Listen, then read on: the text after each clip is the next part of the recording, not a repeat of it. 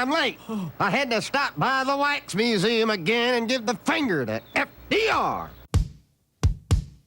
We know Al-Qaeda, Zawahiri is supporting the opposition in Syria. Are we supporting Al-Qaeda in Syria? Well, it's a proud day for America. And by God, we've kicked Vietnam syndrome once and for all. Thank you very, very much. I say it again, you've been had. You've been took. You've been hoodwinked. These witnesses are trying to simply deny things that just about everybody else accepts as fact. He came, he saw, he died. Well, we ain't killing their army, but we killing them. We be on CNN like, say our name, bitch, say it 3 times. The meeting of the largest armies in the history of the world. Then there's going to be an invasion.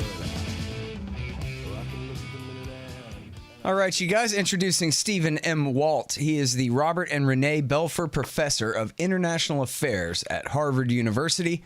He's the author of The Origins of Alliances, Revolution and War, Taming American Power, The Global Response to U.S. Primacy, and, with John J. Mearsheimer, The Israel Lobby and U.S. Foreign Policy. He writes frequently for foreignpolicy.com, of course, and his brand new book is called The Hell of Good Intentions, America's Foreign Policy Elite and the Decline of U.S. Primacy. Welcome back to the show. Stephen, how are you doing, sir? I'm doing quite well. How are you? I'm doing great. Need to turn your volume up there a little bit. Good to talk to you again. Thank you for joining us. So first, I start with my joke, which is the book should be called The Hell with Good Intentions. So got a little bit of editing to do there. I hope it's not too late. Maybe a little late for that. Maybe when we do the movie version. There you go. Okay. I tried to get a hold of you, before the audiobook was done, but okay. And it is out now, correct? Yes, it is. Okay. I'm the lucky guy. I got to read this thing a couple of months ago in the Galleys version here.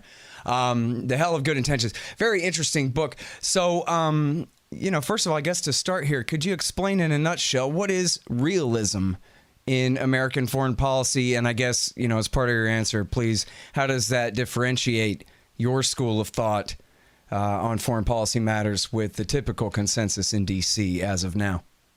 Well, realism is a school of thought in international affairs which emphasizes the lack of world government, the fact that there's no government out there that can protect states from each other, and therefore states have to rely upon their own strategies and their own resources. For realists, it's a self-help world. It doesn't mean that you realists are necessarily warlike and think you should be attacking countries all the time, but it is a way of thinking about international politics that I think emphasizes prudence, recognizes that if you try to remake the world in your own image, others are going to react because that will affect their interests adversely in a variety of ways. And in the conduct of American foreign policy, realists have generally been in favor of prudence, being careful, not trying to do things that were overly idealistic, not going on wild crusades in various ways. And that's the kind of perspective that has led me to be very skeptical of much of what the United States has tried to do since the end of the Cold War. Well, now, so it brings to mind, it sounds like maybe you're talking about sort of a Henry Kissinger realpolitik, right? Is that the same thing? Well, Kissinger is often regarded as a student of realpolitik, but he was, among sort of American realists, probably the most hardline, probably the most hawkish, and in some ways his views on world affairs were, I think, different than that of most realists. He tended, I think, to be more worried about America's position in the world. I think most contemporary realists are actually fairly upbeat about America's basic position. We see the United States as very powerful, extremely secure. We don't have any powerful enemies anywhere nearby. And one of the criticisms that I make in the book and that realists have made for a long time is that the United States persistently exaggerates international dangers. We have problems in the world, but we tend to treat them as though they are existential threats when in most cases they really aren't. Well, got that right. I mean, yeah, so, when people think of Kissinger, I think part of that, and maybe this is part of realism too, is that, we're talking about the business of states. And so morality doesn't count. It doesn't have to be, we don't have to be immoral, but we have to be amoral. And so if a few million Cambodians got to get bombed and genocided, that's just the way things have to be in order to maintain our position in Asia. And we can't let feelings get in the way of doing what's right for our state, which is a lot of times, it seems like, the wrong thing to do. Well, this is, I think, a trickier question. I mean, realists are often accused of being immoral or amoral, and I don't think that's quite the case. One has to be a little bit careful here, because you can get into just as much trouble trying to do good in the world as you can just trying to be sort of selfish and prudent and maintain the security of your own country. So I think Kissinger didn't care that much about moral considerations. But if I were to criticize Kissinger, it would be to say he saw American security as so precarious that he was willing to support policies that had enormous human consequences that were probably unnecessary. I think, for example, and one of the criticisms I make in my book, it's really where the title comes from, is that American leaders from 1992 or so onward had, in many cases, good intentions. They thought what they were trying to do was positive, would be good for America, would be good for the rest of the world, but the consequences of their actions were actually quite harmful to the United States, but even more harmful to others. So again, you can cause a lot of damage even though you're trying to do good as well. Yeah, well, and of course, I think we all remember, well, those of us who are old enough now, time's gone on, but certainly a huge part of the debate about attacking Iraq was that now, finally, we have a morality-based foreign policy that says we have to do the right thing and start this war. And that these realists, like even Brent Scowcroft, the president's father's alter ego, best friend, co-author of his memoirs, writing in the Wall Street Journal, don't attack Saddam. Well, that's just old thinking. And that, in fact, the idea that the Iraq war is going to be at America's expense is the proof that it's the right thing to do, that this is not about our national interests necessarily as much as it is about helping the poor people who need help and a chance to live free in a democracy like we can give them and all of this stuff.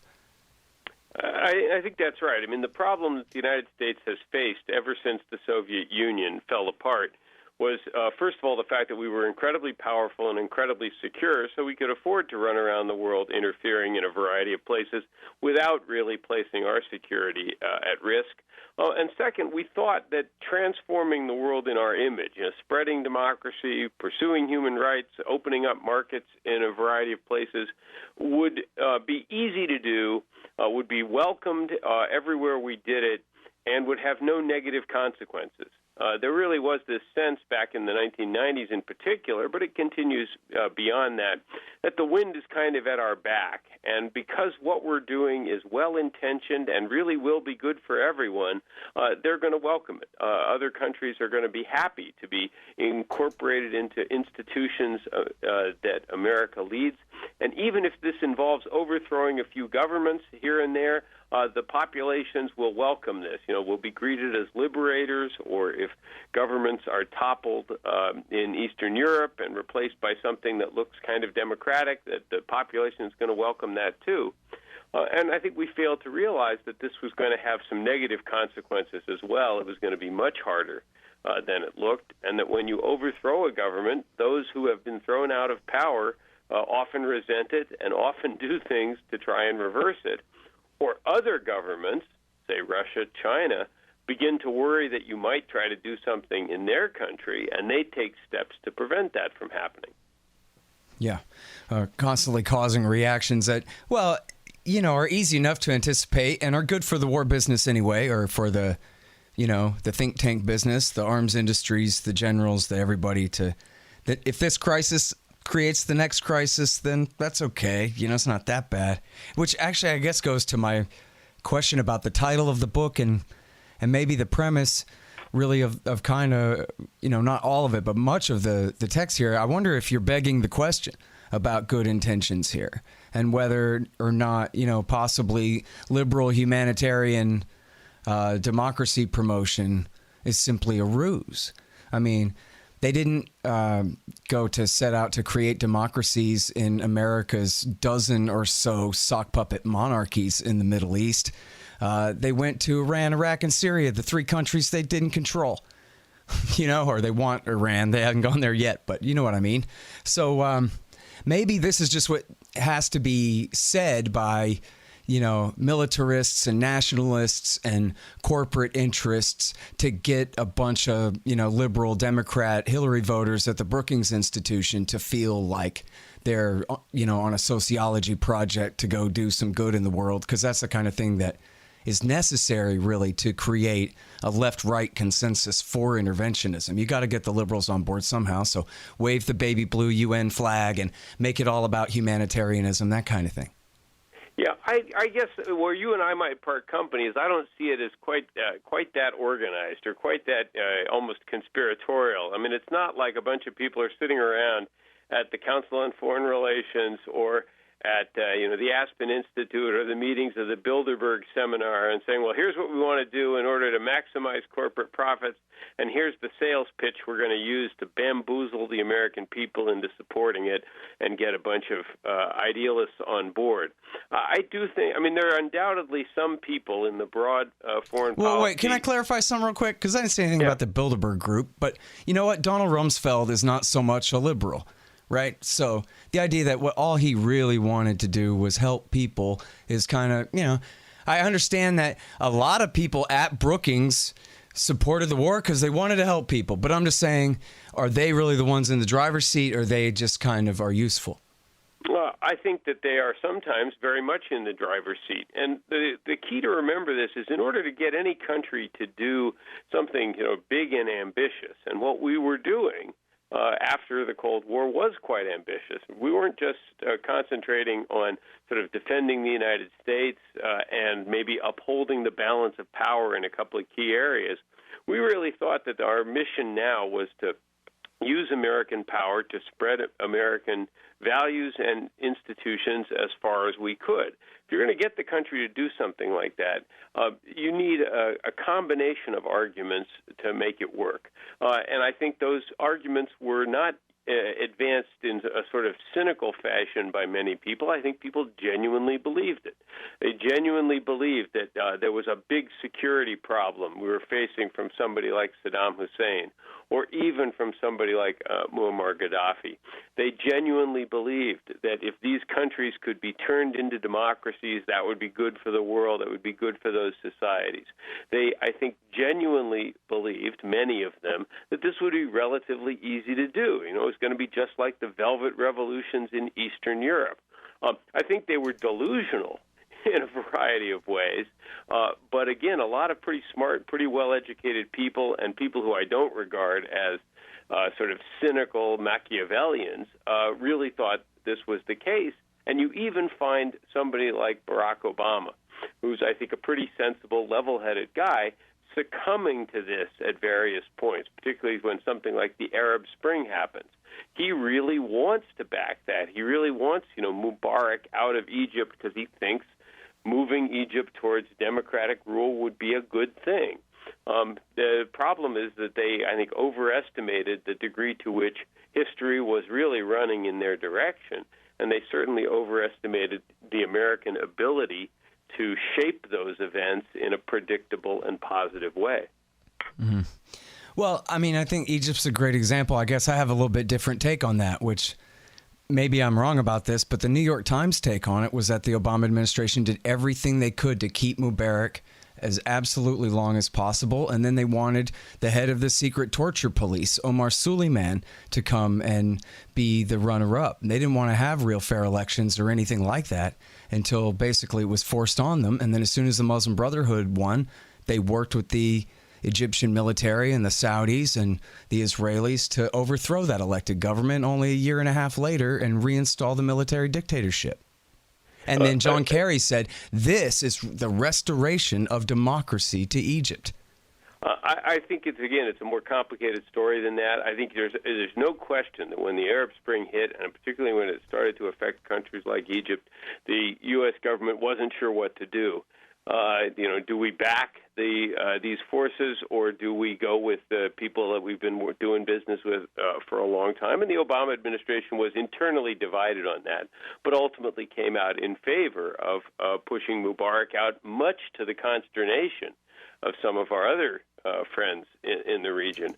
We did the same thing, of course, when the civil war or the uprising begins in Syria. Even before it's a real civil war, they say very quickly that Assad must go in Syria.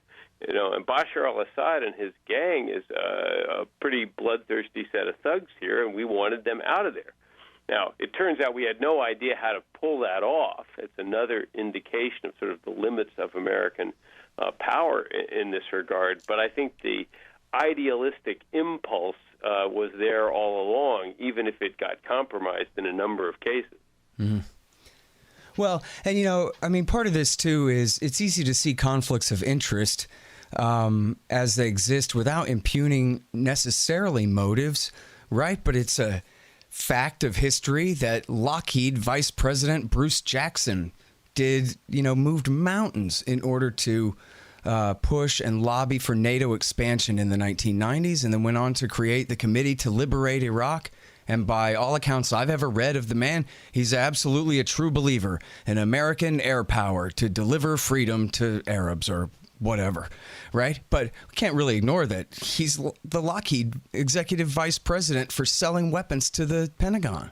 And really, a lot of the neocons had ties to Lockheed and to other firms. So we talk about, and of course you wrote a whole book about their close ties and ideological connections with the Likud party in Israel, but they had professional interests as well. And I don't think anyone denies that Paul Wolfowitz had entire, well-developed daydreams about how easy, as you said, how easy Iraq War II would be and what the region would be like later, right? But all these things can be going on at once. And yet it seems like maybe there's a little more than just an ideology and a grand strategy when you have so many interests that really are at play. And I don't want to just, sound too leftist, like I'm focusing on corporations as though that's the bottom line of all of this. Of course, the generals and the admirals and their departments have a lot at stake as well, right? Well, the central theme of the book, right, of my book, is to say that, in fact, there's a strong or pronounced imbalance of power inside the foreign policy establishment in the United States. It's not like you don't have dissident voices in various places saying, we should act with greater restraint, we should be more attuned to not just moral issues, but the sensible pursuit of those moral interests. But what you really see in Washington and throughout the foreign policy elite is basically lots of people and lots of organizations who want the United States to be very busy in the world, albeit for different reasons. So yes, arms manufacturers are going to want the United States to have an ambitious foreign policy and a strong military, and have that strong military be out there in the world because that's good for their business. Now, they may also genuinely believe that that's good for the country and good for the world, but of course it is also good for their business. At the same time, human rights organizations want the United States to use its power to improve human rights conditions in various parts of the world. People who are in favor of arms control and worried about nuclear proliferation think the United States should use its influence and use its power to prevent nuclear weapons from spreading around the world, even in some cases if that might involve military action. My point is simply that you have lots of different groups running around Washington, and if each one of them gets some of what they want, the U.S. government will be very busy trying to influence and shape local politics in almost every corner of the world. Mm-hmm. And by contrast, the number of voices who say, maybe we ought to be doing a little bit less. Maybe we ought to be concentrating a bit more on problems we're facing here at home. Maybe some of these projects that we take on that involve trying to produce a democracy in Afghanistan, or that involve trying to influence or topple governments in different parts of the world, maybe, in fact, we tend to cause more trouble than we solve. Mm-hmm. Those voices are relatively few in number, tend to be less well-funded, not as influential. The problem I'm really going after in this book is this large coalition of forces who, for various different reasons, have led the United States to adopt a failed grand strategy. Hey, real quick, the best ways to donate to the show are patreon.com. $5 a month will get you keys to the Reddit group. $1 per interview will get you 2 free audiobooks from Listen and Think Audio. And then if you want to donate at scotthorton.org/donate, anybody who donates $50 gets a signed book, and $100 will get you a QR code silver commodity disc or a lifetime subscription to Listen and Think audiobooks at listenandthink.com. And yes, I take all your digital currencies and all that too. So there you go. Find out all about that at scotthorton.org/donate and patreon.com/scotthortonshow. Well, when you mentioned the foreign governments and their lobbies and influence there, I appreciate the way you put it in the Israel lobby book about how you can't blame them, right? At the end of the day, America is the global superpower, the world empire. It has every country in the world has something at stake. And if they can afford a lobby or a clandestine service or a PR firm or whatever they have to do to have influence in D.C., obviously they're going to die trying to do everything they can to get America on their side because it's the 8 trillion pound gorilla, right? That's correct. And lots of countries do it. And also we have a political system, just the way it evolved historically, that's unusually open to lobbying influences of many kinds, both domestic lobbies that organize around whatever different issues.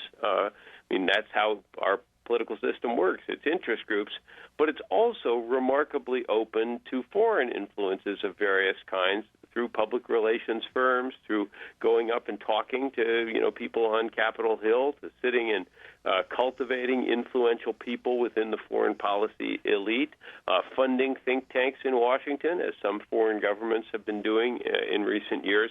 I can't think of any other great power in world history that was as open to the influence of foreign governments, including on foreign policy issues, as that of the United States. Mm-hmm. And then here's the 300 million Americans. I mean, we have some interest groups, but the mass of most people aren't even interested, have no stake, and virtually no voice in our foreign policy, where you have literally foreign nations have more to say about what our government's policy will be in any given case than the American people, who aren't even consulted most of the time. Well, I think it's not entirely true, but certainly most Americans, don't care very much about foreign policy, don't stay particularly informed, can be, in some cases, manipulated by elites who have better access to information. There are, of course, some Americans who are passionate about foreign policy issues, again, of a variety of sorts, this is the old story of interest group politics. A small group of people who care passionately about an issue will have more impact on that issue than the great majority of the population that is largely indifferent.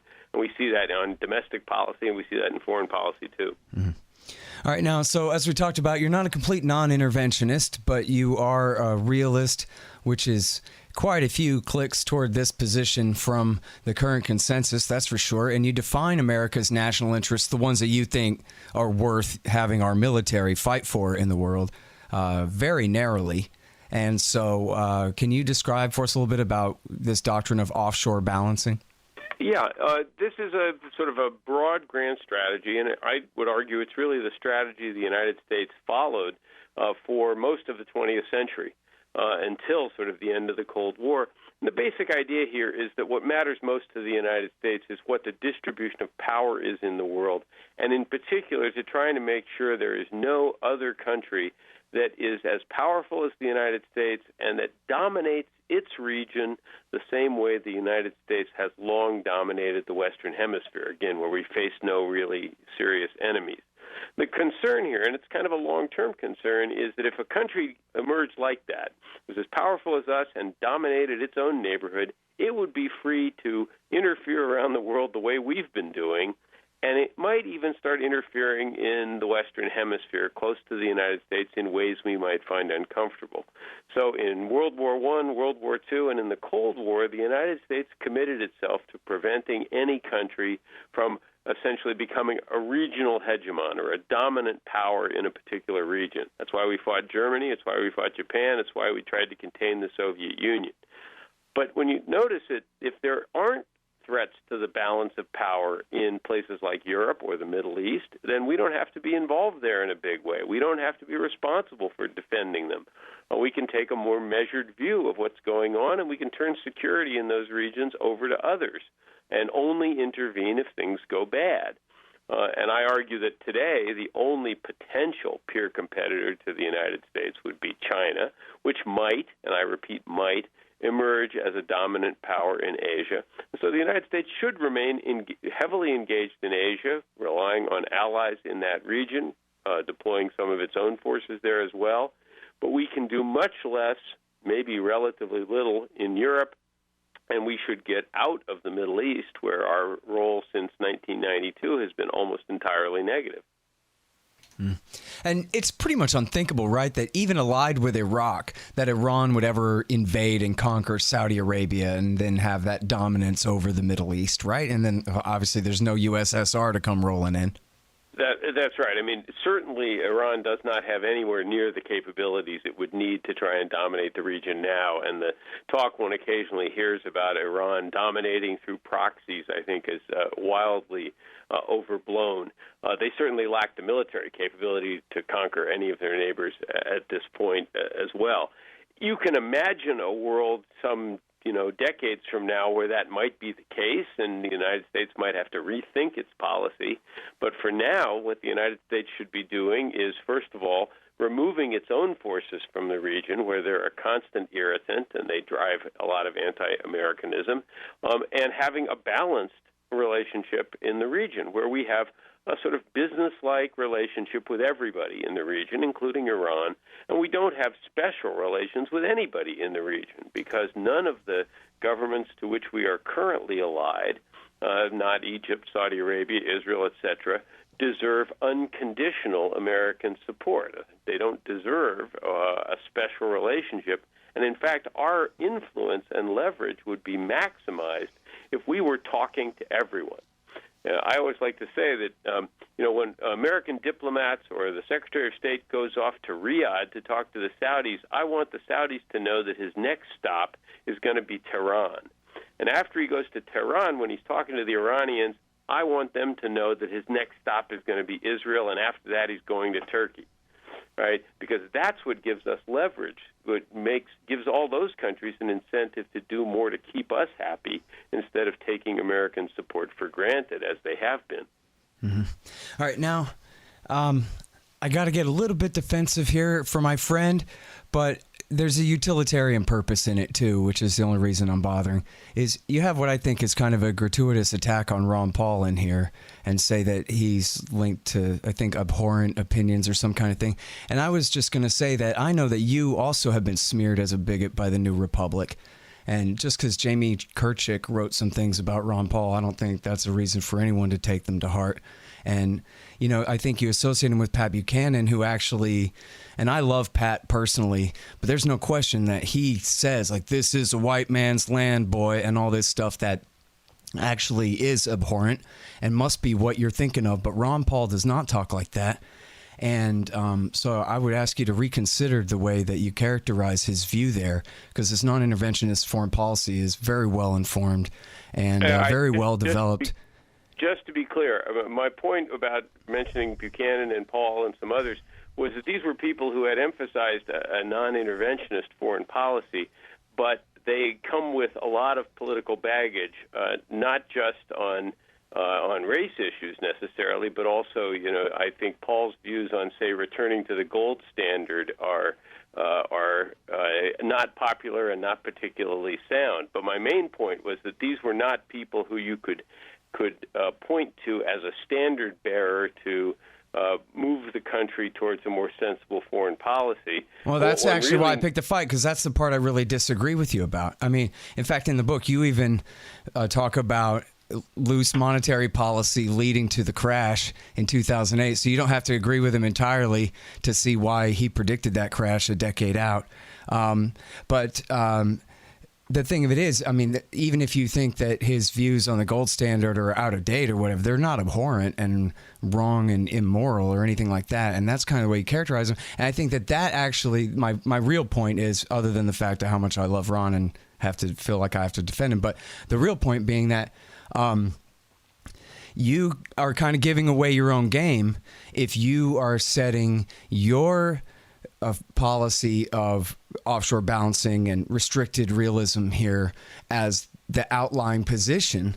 It makes much more sense for you to play the dialectic where you go, look, you have this great guy, Ron Paul, and you know what? I think maybe his non-interventionism might be even too non-interventionist. And so then you're setting yourself as the happy middle ground between his complete peaceful foreign policy and our current state of things. And then you have a better way to, achieve success in that sense, rather than staking yourself out as Ron because he's beyond the pale.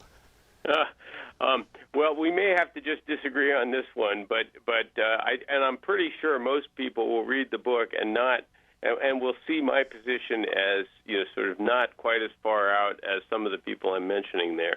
I mean, that's what I mean though. But I'm saying by calling them out in a negative way, you make yours the most, or the acceptable outlying position, instead of yours the acceptable moderate position, and theirs the acceptable outlying position. You understand? Not completely, I'm afraid. Well, anyway, nobody knows what the hell I'm talking about. So let me ask you about Trump real quick, because Trump doesn't believe in this stuff, but also he doesn't read things either. So he doesn't have much of a grand strategy, except he's a bit of a curmudgeon, but also he's a tough guy, macho hawk who likes killing terrorists and stuff like that. So he's got us in kind of a jumble of things. But I wonder, at the end of the day, peace in Korea, maybe war with Iran. What do you think this is going to mean for the future of this consensus for liberal interventionism, liberal internationalism, liberal hegemony, as you call it? Yeah, well, the chapter on Trump is called How Not to Fix Foreign Policy.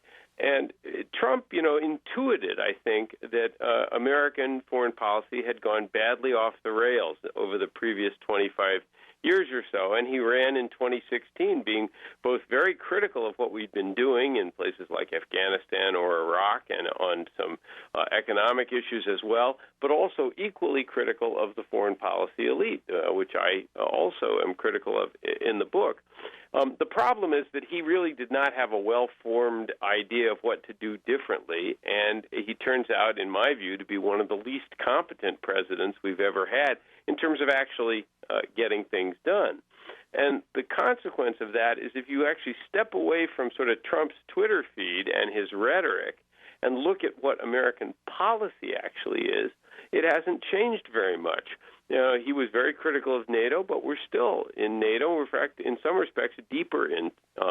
He thought we should have try to improve relations with Russia. Our policy towards Russia is harsher now than it was 2 years ago. He has doubled down on all of our Middle Eastern allies, essentially giving them even more unconditional support, despite the various things that they're doing. His policy on Iran is not a sea change. We were hostile to Iran before. We're hostile to Iran now. And he tore up the one sort of positive thing we'd managed to achieve, which was a cap on their nuclear program. And last but not least, he sent more troops to Afghanistan just like Obama did. And as some books I've read recently suggest he shouldn't have. Yeah, got that right. By the way, I meant to say at the beginning, thank you for that. No problem. So again, when you step back away from the sort of the personality and the lying and the corruption and all that stuff, the actual course of American foreign policy hasn't changed that much. So what bothers me about Trump is, in a sense, the United States is committed to doing all the same dumb things we've been doing for the last quarter century, but we're now doing them in an even more incoherent and counterproductive fashion with less help from others and with a global community that's got much less regard and much less trust in American judgment than it had in the past, and that's not good.